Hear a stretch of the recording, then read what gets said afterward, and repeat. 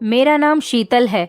मैं पढ़ी लिखी खूबसूरत लड़की थी जिसे अपनी खूबसूरती पर बहुत घमंड था। ये मेरी कहानी काफ़ी सालों पुरानी कहानी है, जब रात के टाइम पर मेरे घर के बाहर एक सूटकेस रखा हुआ होता था जिसके ऊपर एक पर्ची रखी होती और उस पर्ची में लिखा होता कि तुम इस सूटकेस में अपनी कोई भी कीमती चीज़ रख दो। मैंने उसमें अपनी सोने की अंगूठी उतार कर रख दी। फिर उसके बाद जो हुआ उसको देखकर तो मेरी आंखें फटी की फटी रह गई थी। अब रोज़ यही होने लगा था। मैं अपनी कोई भी कीमती चीज़ उसमें डालती तो बदले में मुझे उसकी डबल चीज़ मिल जाती थी। मैं बहुत खुश होती थी क्योंकि मुझे सोना पहनने का बड़ा शौक था। अब मेरे पास अपनी पर्सनल कोई भी चीज़ नहीं बची थी। मैं अपने पति से तंग आ गई थी तो मैंने उसे सूटकेस के अंदर बंद कर दिया और उसके बाद जो देखा, मेरे पैरों तले से ज़मीन निकल गई। मुझे मेरा पति हर तरफ नज़र आ रहा था। बचपन से ही मैं बहुत ज़िद्दी और घमंडी लड़की रही थी। मुझ में बहुत एटीट्यूड था और मुझे अपनी खूबसूरती पर बहुत घमंड था। जो लड़का भी मुझे देखता था मेरा दीवाना हो जाता था। मुझ जैसी लड़की हमारे पूरे मोहल्ले में नहीं थी। मोहल्ले के सारे लोग मेरी तारीफ किया करते थे और अपनी तारीफ सुनकर मुझे बड़ी खुशी होती थी। मैं अपने माता पिता की इकलौती बेटी थी, लेकिन मैंने बड़े गरीब परिवार में जन्म लिया था। मेरे पिताजी के पास एक छोटे से घर के अलावा और कुछ भी नहीं था। बड़ी मुश्किल से मेरी माँ ने मुझे लोगों के पैसे उधार ले लेकर पढ़ाया लिखाया था। मेरे पिताजी रिक्शा चलाते थे, जो मजदूरी होती बस उसी में गुजर बसर हो जाता था। लेकिन मुझे हमेशा अमीर बनने की चाहत थी। मुझे सोना चांदी रुपया पैसा, जिंदगी का सारा ऐशो आराम, इन सब चीज़ों से बड़ा प्यार था। मैं अमीर होना चाहती थी। मैं घर में कोई काम नहीं करती थी क्योंकि मैं नहीं चाहती थी कि घर में चूल्हा चौका करने से मेरी खूबसूरती खराब हो जाए। माँ मुझसे घर के काम करने को बहुत कहती थी, लेकिन मैं उनकी बातों को इग्नोर कर देती थी। मैं हाई स्कूल पढ़ी हुई थी। हमारी पूरी गली में कोई भी लड़की हाई स्कूल तक नहीं पढ़ी लिखी थी। सिर्फ मैं अकेली थी जिसने हाई स्कूल किया था। इसलिए मैं अपने आप को बहुत ज़्यादा पढ़ा लिखा समझती थी क्योंकि हमारी गली में सारे लोग गरीब ही रहते थे। उनकी इतनी हैसियत नहीं थी कि वो अपने बच्चों को पढ़ा लिखा सके। वैसे तो मुझे भी पढ़ाई में कोई इंटरेस्ट नहीं था, लेकिन मेरी माँ की ज़ोर ज़बरदस्ती ने मुझे हाई स्कूल तक करवा दिया। मेरी माँ तो परेशानियाँ झेलकर मुझे इंटर भी कराना चाहती थी, लेकिन मैंने ही माँ से मना कर दिया कि बस मैं इतना ही पढ़ना चाहती हूँ, इतना ही बहुत है मेरे लिए। अब बस मैं घर में रहकर सारा दिन आराम करती रहती थी या फिर अपने घर के बराबर में रहने वाली अपनी फ्रेंड मीनाक्षी के पास चली जाती थी। मैं यही सोचती थी कि ये जो मेरे माता पिता का छोटा सा घर है ये भी तो मेरा ही है, लेकिन जब तक नहीं हो सकता, जब तक मेरे माता पिता जिंदा हैं। मैं और मेरी फ्रेंड मीनाक्षी, हम दोनों एक ही साथ रहते थे, एक दूसरे से अपनी हर अच्छी बुरी बात शेयर करते थे। मेरे पिताजी मुझसे बहुत प्यार करते थे। माँ जब भी मुझे घर के किसी काम के लिए कहती तो पिताजी कहते, मेरी बेटी से घर का कोई काम मत करवाया करो, एक दिन विदा होकर अपनी ससुराल चली जाएगी तो वहाँ भी तो मेरी बेटी को जाकर काम ही करना है। मेरे पिताजी के लाड प्यार ने ही तो मुझे सर पर चढ़ा रखा था। मुझे भी अब आज़ाद और आवारा जिंदगी गुजारने की आदत पड़ गई थी। जैसा भी था, जिंदगी बहुत अच्छी गुजर रही थी। मैं अपनी जिंदगी में बहुत खुश थी। पिताजी तो कुछ नहीं कहते थे, मगर माँ मुझे हमेशा डांटती रहती थी और बातें सुनाती रहती थी कि सारा दिन फिजूल काम करती रहती है, कोई घर का काम भी कर लिया कर। लेकिन मैं अपनी माँ की बात को एक कान से सुनकर दूसरे कान को टाल दिया करती थी।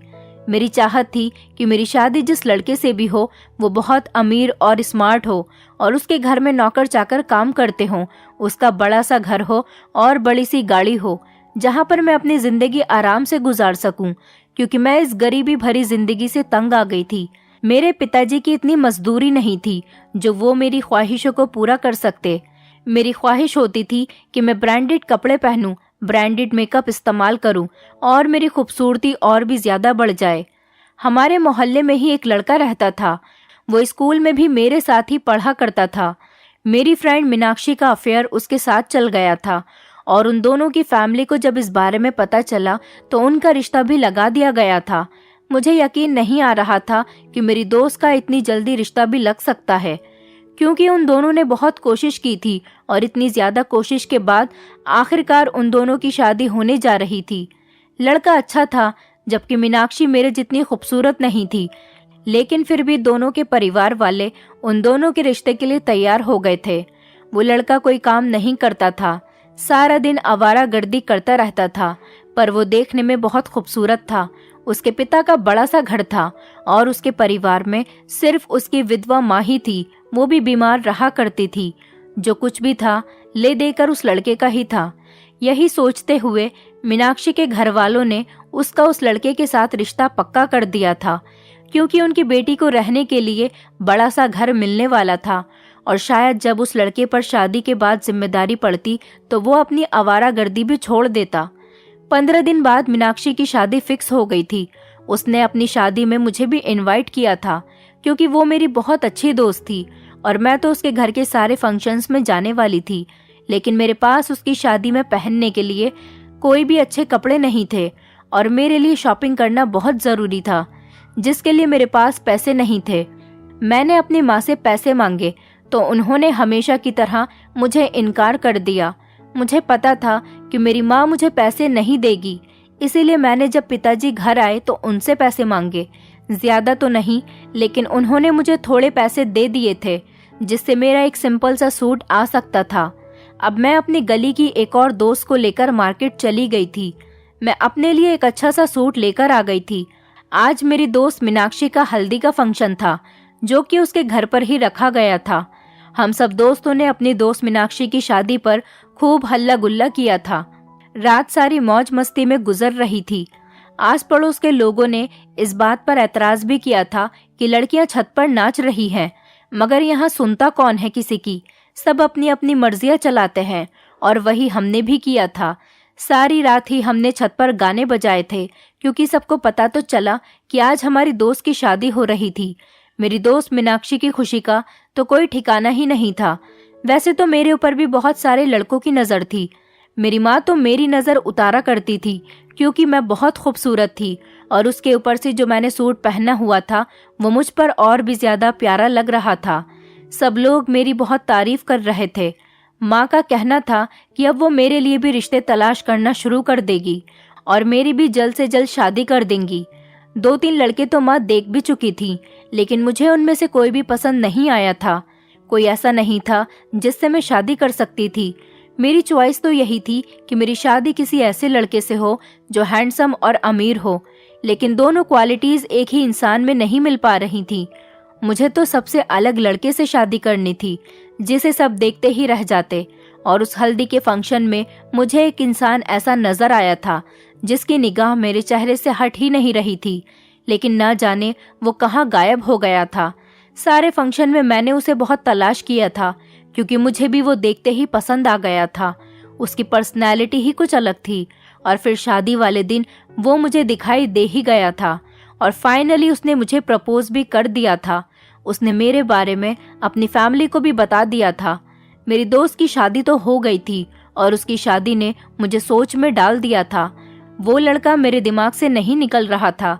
दिन रात मेरी आंखों के सामने उसी का चेहरा घूमता रहता था। और फिर एक दिन मैंने अपने माता पिता से कह दिया था कि मुझे एक लड़के ने प्रपोज किया है, शायद वो मेरे लिए रिश्ता भेज सकता है, क्योंकि उस दिन के बाद मेरा उस लड़के से कोई कांटेक्ट नहीं हुआ था। मेरे पास मोबाइल नहीं था, इसलिए मैं उससे कांटेक्ट नहीं कर सकती थी। मेरे पिताजी तो मेरे इस फैसले पर खुश हो गए थे, क्योंकि अभी तक घर पर जो भी रिश्ता आता था मैं उसे रिजेक्ट कर दिया करती थी। लेकिन माँ कुछ ज्यादा खुश नजर नहीं आ रही थी। उनका कहना था कि तुमसे घर के कोई कामकाज तो आते नहीं हैं, ससुराल जाकर तुम हमारा नाम डुबो दोगी। मेरी माँ ने कहा कि मैं तुम्हें घर का सारा काम सिखाना चाहती हूँ, ताकि उनको भी कुछ आराम की जिंदगी मिले। जब तक मैं हूँ उनको थोड़ा आराम दे सकूं। आखिर कब तक वो खुद ही घर का सारा काम करती रहेंगी। मगर मुझ पर अपनी माँ की बातों का कोई असर नहीं होता था। मुझे तो अपनी मनमानी करने की आदत हो चुकी थी। मुझे अब शादी करनी थी, वो भी उस लड़के से जिसको मैंने अपनी दोस्त की शादी में देखा था। मुझे वो लड़का देखने से ही अमीर लगा था और शक्ल से भी अच्छा था, इसलिए मुझे अब उससे ही शादी करनी थी। मेरे पिता का कहना था कि मैं उस लड़के से कह दूं वो मेरे घर रिश्ता लेकर भेज दे, लेकिन मेरी माँ थोड़ी कंफ्यूज थी। वो मेरी शादी इस लड़के से करने पर राजी नहीं हो रही थी। लेकिन मैंने अपनी माँ से साफ कह दिया था कि मैं शादी करूंगी तो इसी लड़के से करूंगी, वरना कहीं नहीं करूंगी। माँ ने मोहल्ले में सबसे पूछ लिया था, मगर किसी को भी उस लड़के के घर का कोई एड्रेस नहीं मिल पाया था। तभी मेरे माता पिता थककर अब खामोश हो गए थे। मेरे माता पिता ने कह दिया था कि अब हम तुम्हारी कहीं और शादी करवा देंगे, मगर मुझे तो एक जिद लगी हुई थी कि मुझे उसी लड़के के साथ शादी करनी थी। ये बात तो मैंने उसी दिन उसको देखकर ही सोच ली थी, और उस लड़के ने मुझे प्रपोज किया था तो दोबारा मुझसे कांटेक्ट करने की कोशिश भी नहीं की थी। न जाने उस लड़के में ऐसा क्या था जो मैं उसको देखते ही दीवानी हो गई थी। काफी कोशिश के बाद मुझे उस लड़के के बारे में पता चला तो मैंने अपने पिता को उस लड़के के घर पर भेज दिया। मेरे पिताजी ने बताया कि उस लड़के की माँ है जो कि विधवा है, उसके पिता नहीं है और आती जाती भी नहीं है। वो अपने माता पिता का इकलौता बेटा है। लड़का तो मेरे पिताजी को भी बहुत पसंद आया था और उन्होंने माँ को भी मना ही लिया था। अब मेरे माता पिता उस लड़के के घर जाकर रिश्ता पक्का कर कर आ गए थे। मैंने अपने माता पिता से शादी जल्दी करने के लिए कहा था, क्योंकि मैं अब इस गरीबी भरी जिंदगी से बहुत बोर हो गई थी, और उस लड़के की माँ को भी इस बात पर कोई एतराज नहीं था, और जल्दी ही हमारी शादी की डेट भी फिक्स हो गई थी। माँ के कई बार कहने पर भी मैंने पिताजी से लड़के के बारे में छानबीन निकालने के लिए नहीं जाने दिया था, और बस शादी करने के लिए ही कहा था। और अब शादी की तैयारियां घर में शुरू हो गई थी। मेरी माँ ने मेरे दहेज के लिए काफी कुछ इकट्ठा किया हुआ था, लेकिन मुझे तो ओल्ड फैशन सामान नहीं चाहिए था।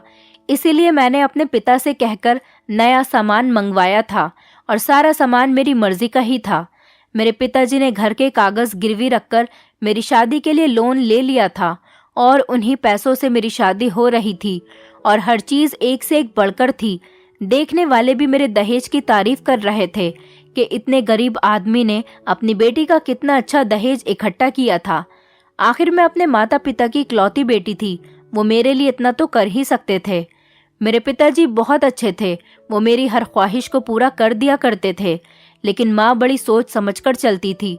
वो तो पिताजी को घर के पेपर्स भी गिरवी रखने के लिए मना कर रही थी, लेकिन मेरे पिताजी का कहना था कि मेरा सब कुछ मेरी बेटी का ही तो है, मेरी एक ही तो बेटी है, मैं इसके लिए नहीं करूं तो फिर किसके लिए करूंगा। माँ ने तो बहुत कोशिश की थी कि वो पिताजी से कम ही पैसे खर्च करवाए, मगर पिताजी हमेशा मेरा ही साथ दिया करते थे, और अब भी उन्होंने मेरा ही साथ दिया था। और मेरे पिताजी के सामने माँ की नहीं चलती थी, इसलिए उनको पिताजी की सारी बातें माननी पड़ती थी। मेरी शादी पर मेरे पिताजी का बहुत खर्चा हुआ था, लेकिन मेरी खुशी के लिए उन्हें ये सारा खर्च बर्दाश्त करना पड़ा था। शादी खूब धूमधाम से हुई थी, और मैं विदा होकर अपनी ससुराल चली गई। मगर अपनी ससुराल और अपना पति देखकर मैं बड़ी हैरान रह गई थी कि ये वो लड़का नहीं था जिसको मैंने पसंद किया था, और ना ही ये वो था जिसने मुझे प्रपोज किया था। मुझे तो उस लड़के के साथ शादी करनी थी। आखिर ये कौन है? लेकिन आज रणवीर को अपने सामने देखकर मुझे बहुत गुस्सा आया था। रणवीर वो लड़का था जिसके साथ मेरी अब शादी हुई थी। मैंने जल्दबाजी में गलत कदम उठा लिया था, और फिर मेरा ससुराल का घर भी बहुत छोटा था। मेरी चाहत तो कुछ और थी। अब मुझे अपने पति से नफरत होने लगी थी। मैं अपनी माँ से भी अब कुछ नहीं कह सकती थी, क्योंकि जल्दी तो मैंने ही की थी। मुझे रणवीर से कोई प्यार नहीं था, वो तो एक धोखा था, और मैं रणवीर से दूर दूर रहती थी। मैं उससे बात भी नहीं करती थी, और यहाँ आकर तो मैं और भी ज्यादा मुसीबत में फंस गई थी। मेरी सास बीमार रहती थी, और घर का सारा काम मुझे ही करना पड़ता था, जबकि मुझसे कोई काम नहीं आता था। मैंने अपने मायके में तो हमेशा कोई काम किया ही नहीं था, और यहाँ पर मुझे रणवीर से बचने के लिए किसी न किसी काम में बिजी होना पड़ता था। मैंने अपने माता पिता को अभी तक ये बात नहीं बताई थी, जबकि मेरी शादी को 1 हफ्ता गुजर चुका था। मुझे पता था जब मेरी माँ को ये बात पता चलेगी तो वह हैरान हो जाएंगी, इसीलिए मैंने उनको बताना ठीक नहीं समझा। अब मुझे एहसास हो रहा था कि गलती मेरी ही थी। मुझे पहले लड़के के बारे में सारी इन्फॉर्मेशन निकलवा लेनी चाहिए थी। मैंने सोचा था कि कुछ टाइम गुजरने के बाद मैं अपने पति से तलाक ले लूंगी। रणवीर जब भी मेरे करीब आने की कोशिश करता था, मैं कोई ना कोई बहाना बनाकर उससे दूर हो जाती थी। ये सच था कि वो मुझे सच में बहुत प्यार करता था। उसके हर एक्सप्रेशन में मुझे मेरे लिए प्यार नजर आता था। मगर उस वक्त मुझे मोहब्बत नहीं चाहिए थी, मुझे तो दुनिया का ऐशो आराम चाहिए था। वो भी एक ऐसे लड़के का तो बिल्कुल भी नहीं जो मेरे साथ खड़े होकर अच्छा भी नहीं लगता था। मैं उससे ज्यादा बेहतर थी। सारे मोहल्ले के लड़के मुझे पसंद किया करते थे। मुझे बहुत पछतावा हो रहा था कि मैंने शादी भी की तो इस बदशक्ल रणवीर से की। मैं इससे भी अच्छा लड़का डिजर्व करती थी। अब मुझे खुद के किए हुए इस फैसले पर बहुत गुस्सा आता था कि अगर मैंने तब होश से काम लिया होता तो आज मुझे ये दिन न देखना पड़ता। मुझे रणवीर से दिन ब दिन नफरत होने लगी थी। मैं उसको अपने पास जब भी देखती थी मुझे यही लगता था कि ये मुझे डिजर्व नहीं करता। मुझे इससे भी ज्यादा बेहतर लड़का मिल सकता था। उसे मुझसे कोई मोहब्बत नहीं मिल पा रही थी और मैं हमेशा उसके साथ गलत बिहेव करती थी। तब भी वो मेरे साथ बहुत खुश था और मेरे ऐसे बिहेव करने का उस पर कोई असर नहीं होता था। मैं उसके लिए खाना भी नहीं बनाती थी क्योंकि मुझे खाना बनाना ही नहीं आता था। वो रोज होटल से खाना लेकर आता था और वो हर काम करता था जिससे मुझे खुशी मिलती थी। वो ऐसा इसीलिए करता था क्योंकि उस जैसे लड़के को मुझ जैसी खूबसूरत लड़की कहीं नहीं मिल सकती थी। मगर मैं फिर भी उससे कभी खुश नहीं हुई और हमेशा उससे दूरी बनाए रखती थी और इस बात का एहसास तो उसे भी होता था। मगर वो मुझसे कुछ नहीं कहता था और वो मुझसे यही कहता था कि वो मुझसे बहुत प्यार करता है और हमेशा मेरा साथ देगा। धीरे धीरे दिन गुजरते चले जा रहे थे जब एक दिन रात के 12 बजे के टाइम पर मेरा पति सो चुका था और घर का दरवाजा खुला हुआ था। मैं उसको बंद करने के लिए जा रही थी। तभी मैंने देखा कि हमारे घर के दरवाजे पर एक बड़ा सा सूटकेस रखा हुआ होता था और उसके ऊपर एक पर्ची रखी हुई थी। मुझे लगा शायद ये मेरे पति के लिए और कोई यहाँ पर छोड़कर गया होगा। मैंने उस पर्ची को पढ़ा तो उसमें लिखा हुआ था कि अपनी एक कीमती चीज इसके ऊपर रख दो और फिर यहाँ से चली जाओ। सुबह आकर इसको खोल कर देखना। पहले तो मुझे लगा कि शायद कोई मजाक कर रहा है इस तरह से।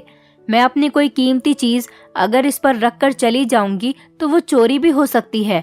मगर फिर कुछ सोचकर मैंने अपनी सोने की अंगूठी उंगली से उतारकर उस सूटकेस के ऊपर रख दी।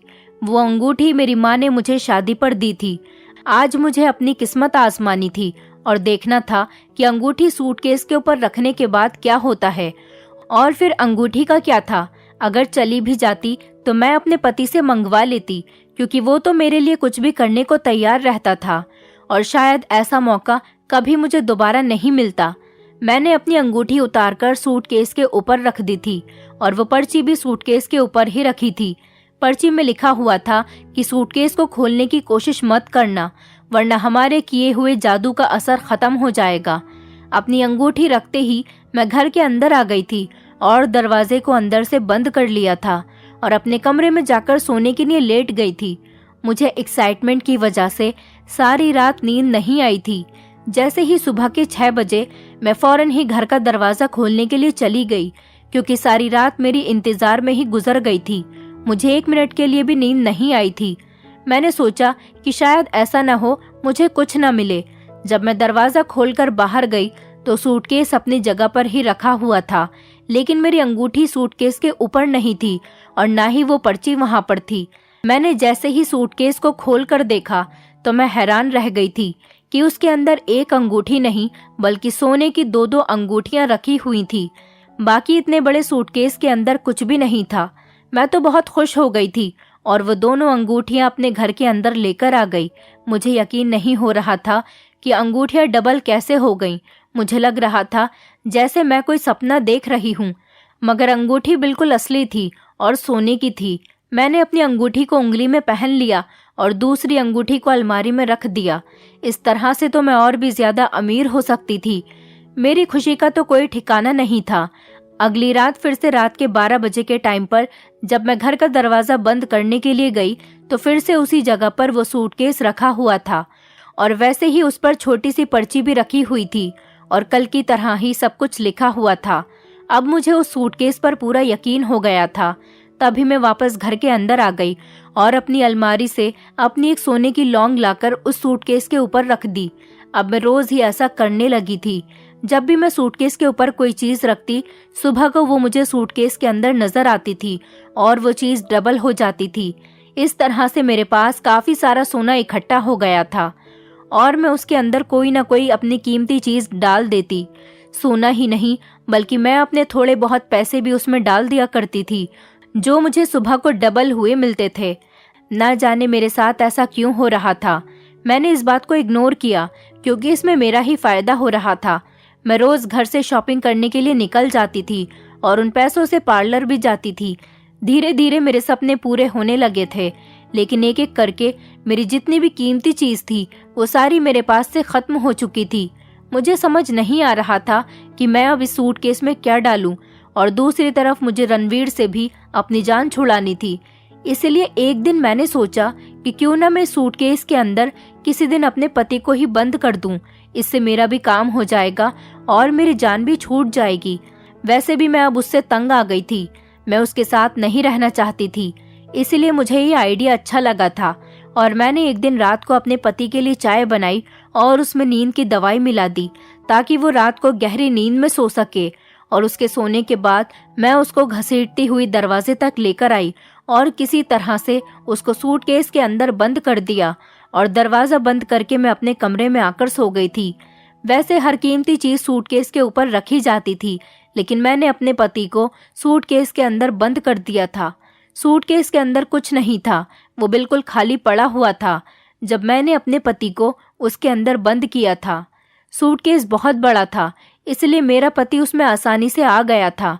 अगली सुबह जब मैंने अपने घर का दरवाजा खोला तो वो सूटकेस हमारे दरवाजे पर ही मौजूद था। मुझे कुछ अच्छा महसूस नहीं हो रहा था। मैं सोच रही थी कि कहीं मैंने रणवीर के साथ कुछ गलत तो नहीं कर दिया, लेकिन मैंने सूटकेस खोला तो वो खाली पड़ा हुआ था। आज उसके अंदर कोई भी चीज मौजूद नहीं थी। मैं परेशान हो गई थी और उस सूटकेस को वहीं छोड़कर जैसे ही मैं अपने कमरे में आई तो ये देखकर मेरे पैरों तले से जमीन निकल गई। रणवीर अचानक ही कहीं से बेड पर लेटा हुआ सो रहा था, जबकि रात को मैंने रणवीर को खुद उस सूटकेस के अंदर बंद कर दिया था। वो सूटकेस से निकलकर कमरे के अंदर कैसे आया था? मैं रणवीर को सूटकेस के अंदर बंद करके बहुत ज्यादा खुश हुई थी क्योंकि मेरी जिंदगी में अब सुकून आने वाला था, लेकिन वो मेरी आंखों के सामने बेड पर लेटा हुआ था। मैंने सोचा था कि मैं दूसरी शादी कर लूंगी और मुझे कोई रोक भी नहीं सकता था क्योंकि मैंने रणवीर को अपने रास्ते से हटा दिया था और मुझे अपने रास्ते से उसको हटाने के लिए ज्यादा मेहनत भी नहीं करनी पड़ी थी।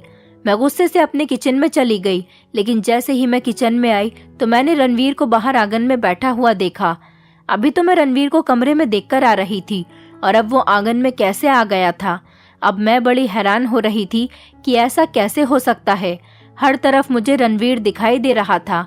आखिर वो सूटकेस से बाहर कैसे निकलकर आ गया था?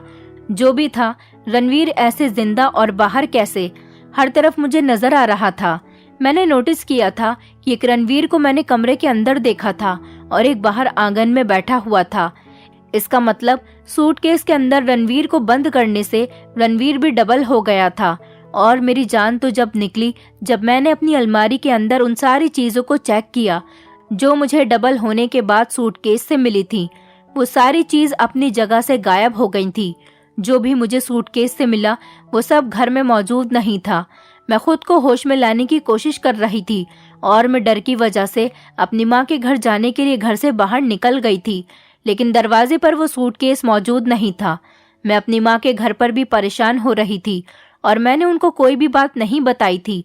जब रात को मैं अपनी माँ के घर से वापस आ गई तो रात के 12 बजे मैं ये देखने के लिए दरवाजे पर गई कि सूटकेस अब दरवाजे पर है या नहीं, लेकिन सूटकेस दरवाजे पर मौजूद नहीं था। जो भी था, मगर उस सूटकेस को तो यहाँ पर होना चाहिए था। अब मुझे लग रहा था कि मैंने बड़ी गलती कर दी थी रणवीर को इस सूटकेस के अंदर बंद करके। शायद इसी वजह से सूटकेस का जादू खत्म हो गया था और अब ना तो वो सूटकेस मुझे मिलता था और ना ही घर के अंदर जो सूटकेस से मिला हुआ सामान था वो भी गायब हो गया था। मुझे अपनी अकल पर अफसोस हो रहा था कि रणवीर से जान छुड़ाने के चक्कर में मैंने अपना नुकसान कर लिया था। इस बात पर मुझे बहुत अफसोस हो रहा था। मैं एक बात तो भूल ही गई थी। जब मैं अपनी माँ के घर गई थी तो मेरी पड़ोस में रहने वाली मेरी दोस्त मीनाक्षी की बहन ने मुझे जितना भी अपना कीमती सामान दिया था सूटकेस में डालने के लिए, वो मुझसे वापस मांग रही थी। क्योंकि जब मेरे पास सामान खत्म हो गया था तो मैंने मीनाक्षी की बहन से उसका कीमती सामान मांग लिया था। तब जाकर मुझे एहसास हुआ था कि मुझसे कितनी बड़ी गलती हो गई थी। मुझे किसी दूसरे से सामान लेकर ये सब नहीं करना चाहिए था। मुझसे ये गलती हो गई थी कि मैंने अपनी दोस्त की बहन को भी ये बात बता दी थी और कहा था कि तुम मुझे अपना कीमती सामान दे दो, उसके बदले में मैं तुम्हें पैसे दूंगी। मैंने सोचा था कि उनके सामान के बदले थोड़े पैसे उसे ज्यादा दे दूंगी और जो सामान डबल होता है वो खुद मैं रख लूंगी। यही सोचकर मैंने ये सब कुछ किया था। लेकिन अब तो सब कुछ खत्म हो चुका था। जो भी मुझे मिला था वो भी मेरे हाथ से निकल गया था, बल्कि मुझे और ज्यादा नुकसान हो गया था। और अब मीनाक्षी की बहन मुझसे अपना बदला हुआ सामान मांग रही थी। मुझे समझ में नहीं आ रही थी कि मैं उसको क्या जवाब दूं। मैं उससे 2-3 दिन का टाइम लेकर आई थी। जब मैं घर पर आई तो सामने ही रणवीर बैठा हुआ था। वो मुझे देखकर मुस्कुराने लगा और पूछने लगा कि घर पर माँ पिताजी कैसे हैं। वैसे तो वो ऐसे अनजान बन रहा था जैसे कुछ हुआ ही नहीं था। मुझे ये जानना था कि उस सूटकेस के अंदर बंद करने के बाद उसके साथ क्या हुआ था और उसके बाद वो सूटकेस कहाँ चला गया था। मगर मैं उससे कैसे पूछती ये बात, मेरी समझ में नहीं आ रही थी। मुझे कंफ्यूज होते हुए देखकर उसने खुद मुझसे पूछ लिया था कि आखिर क्या बात है, तुम परेशान लग रही हो। परेशानी तो मैं उसे बताना चाह रही थी लेकिन बता ही नहीं पा रही थी। उसके जवाब में मैंने कह दिया था कि कोई बात नहीं, मैं परेशान नहीं हूँ। और उसके बाद मैं किसी काम में बिजी हो गई थी। क्या करूं, कैसे करूं, मेरी कुछ भी समझ में नहीं आ रहा था। मैं बहुत परेशान हो रही थी। घर में रहती तो रणवीर मुझे नजर आता था और अपनी माँ के घर जाती तो वहां पर मीनाक्षी की बहन भी रहती थी जो मुझसे सामान मांग रही थी। मेरी जिंदगी तो परेशानियों में उलझकर रह गई थी। आखिर मैं जाऊं तो कहाँ जाऊं। अब तो 2 दिन भी पूरे हो गए थे और मीनाक्षी की बहन ने मुझसे मेरे घर आने के लिए बोल दिया था, अपना सामान लेने के लिए। अब मैं उसको क्या बताती कि सारा सामान गायब हो गया है। अब मैं उसके पैसे कैसे वापस करती। मैं अपने माता पिता से भी कुछ नहीं मांग सकती थी क्योंकि वो तो पहले ही मेरी शादी के कर्ज में डूबे हुए थे और मेरे पास ऐसी कोई कीमती चीज भी नहीं थी जिसे बेचकर मैं उनको पैसे दे सकती थी। सोच सोच कर मेरा दिमाग खराब हो रहा था। मुझे कुछ भी समझ में नहीं आ रहा था। मुझे अपनी की हुई गलती याद आ रही थी कि मैंने क्यों रणवीर को सूटकेस में बंद कर दिया। अगर मैं उसको सूटकेस में बंद नहीं करती तो शायद आज ऐसा नहीं होता।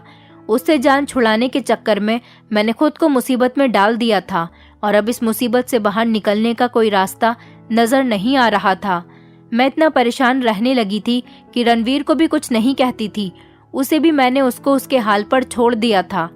रणवीर भी अब मुझसे काम की बात ही किया करता था। उसे लगता था कि मैं किसी बात को लेकर जरूर परेशान हूँ। एक दिन मैं बैठी हुई थी और वो मेरे बराबर में बैठकर मुझसे कहने लगा, तुम क्यों परेशान हो? उसने कहा कि मैंने तुमसे कहा था मैं हमेशा तुम्हारा साथ दूंगा। क्या पता मैं तुम्हारी इस परेशानी में तुम्हारा साथ दे सकूं। मैं उसको कुछ भी बताना नहीं चाह रही थी, मगर जब मुझे एहसास हुआ कि वो मुझसे मोहब्बत करता है तो मैंने उससे पूछ ही लिया कि तुम उस दिन यहाँ पर कैसे आ गए थे।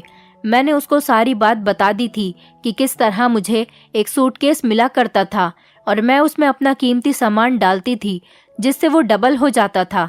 इसीलिए मैंने अपनी दोस्त की बहन से भी उसका ज़रूरी सामान लेकर उसमें डाल दिया था ताकि मैं उसको सामान के बदले कुछ पैसे दे सकूं और सामान अपने पास रख लूं। मगर तुमसे जान छुड़ाने की खातिर मैंने तुम्हें उस सूटकेस के अंदर बंद कर दिया था और उसके बाद सब कुछ खत्म हो गया था।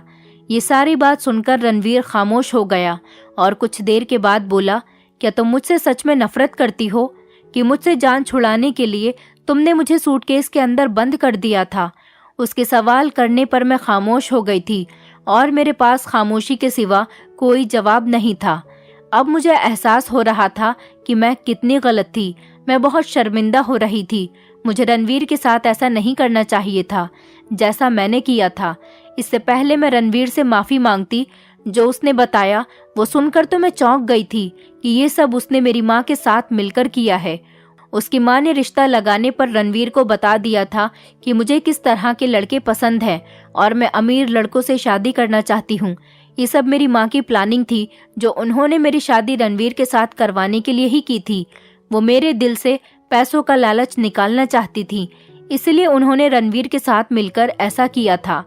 रणवीर ने बताया कि तुम्हारी माँ ने मुझे तुम्हारे बारे में सब कुछ बता दिया था, और आज एक सच्चाई जो मैंने तुमसे काफी दिनों से छुपाई हुई है वो ये है कि मैं ही वो सूटकेस बाहर रखता था पीछे के दरवाजे से निकलकर, और मैं बहुत अमीर हूँ, मेरा बहुत अच्छा बिजनेस है।